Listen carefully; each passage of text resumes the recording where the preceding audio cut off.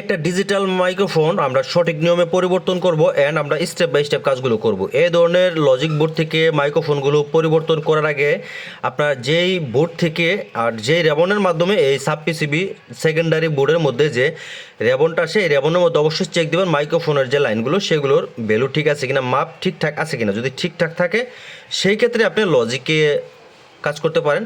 And লজিকের কাজটা কীভাবে করবেন, প্রথমে দেখেন আমরা মাইক্রোফোনগুলো খোলার পর মিটারের সাহায্যে ভালোভাবে চেক দিই যে মাইক্রোফোনগুলো ঠিক আছে কিনা। তো দেখেন আমি স্টেপ বাই স্টেপ কাজটা করতেছি। আমি প্রথমে মাইক্রোফোনটা খোলার পর মাইক্রোফোনটা আমি চেক দেবো মাইক্রোফোন ঠিক আছে কিনা। দেখেন কোনো রিডিং ভ্যালু কোনো কিচ্ছু নাই, তার মানে মাইক্রোফোনটা নষ্ট। প্রথম স্টেপ আমরা যেটা পাইলাম।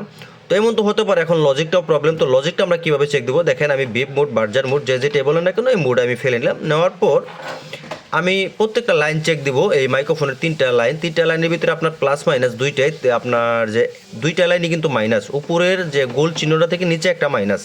অ্যান্ড দেখেন দুইটা লাইন যদি ঠিক থাকে তাহলে এইটা সমস্যার সমাধান করা যাবে। এখান থেকে লাইন মিসিং থাকলেও কাজ হবে, তবে এটা শর্টকাট হবে। দেখেন আমি প্রতিবারের মতো এই ভিডিওতে আমি কিন্তু স্টেপ বাই স্টেপ কাজটা করে দেখাচ্ছি। দেখেন আমি যখন দুইটা প্রান্ত আমি চেক দিয়েছিলাম, দুইটা লাইন কিন্তু সঠিক দেখাইতেছে, দুইটার ভ্যালু আসতেছে, দুইটাই বিপ করতেছে।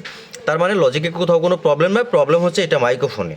ঠিক আছে, যেহেতু প্রথমে আমরা মাইক্রোফোনটা চেক দিলাম মাইক্রোফোনটার সমস্যা, তো দেখেন মাইক্রোফোনটা কিন্তু কোনো রকম কোনো ভ্যালু আসতেছে না। তো দেখেন এটা আমি পরিবর্তন করে ফেলবো। ঠিক আছে, এটা পরিবর্তন করে ফেলবো যেহেতু এটা লাগানো অবস্থায় কথা আসছিল না। মাইক্রোফোনগুলো অনেক সময় দেখবেন যে নষ্ট হওয়ার পরও ভ্যালু দেখায়, এটা কিন্তু হয় অনেক সময় হয়, আমরা অনেক পাই এরকম। তো যাই হোক মাইক্রোফোনটা আমি না রেখে আমি নতুন একটা মাইক্রোফোন লাগাবো। তার আগে দেখেন আমি তাতালের সাহায্যে ভালো করে জায়গাটুকু আমি ক্লিন করে নিলাম। দেখেন ক্লিন করে ভালো করে তাতালের সাহায্যে হালকা একটু সোল্ডার করে তারপরে পরিষ্কার করে নিলাম। আমি কিন্তু হটগানে মাইক্রোফোনটা খুলছি, কিন্তু লাগাবো অন্যভাবে, কারণ হটগান হিট দিয়ে যদি মাইক্রোফোনগুলো লাগাতে যায় সেই ক্ষেত্রে মাইক্রোফোনগুলো হিট দেওয়া মাত্র নষ্ট হয়ে যায়। তো দেখেন আমি এই যে এর প্রান্তে দেখেন এখানে স্ক্রু লাগানোর যে একটা জায়গা আছে, এই জায়গাটুকু আমি হালকা একটু সোল্ডারিং পেস্টের মাধ্যমে আমি জায়গাটুকু ভালো করে ভরাট করে নিলাম তাতালটা ধরার জন্য, যাতে তাতাল দিয়ে আমি শর্টকাটে মাইক্রোফোনটা বসাতে পারি। এই যে মাইক্রোফোন এটা কিন্তু প্রবলেম যেটা সেইটা। তো দেখেন আমি আজ আরেকটা মাইক্রোফোন নিচ্ছি এখান থেকে, এই যে মাইক্রোফোনটা আমি বসাবো। এই মাইক্রোফোনটা আমাদের চেক দেওয়া ভালো মাইক্রোফোন। ঠিক আছে, তো দেখেন এই যে মাইক্রোফোনটা আমি বসাবো।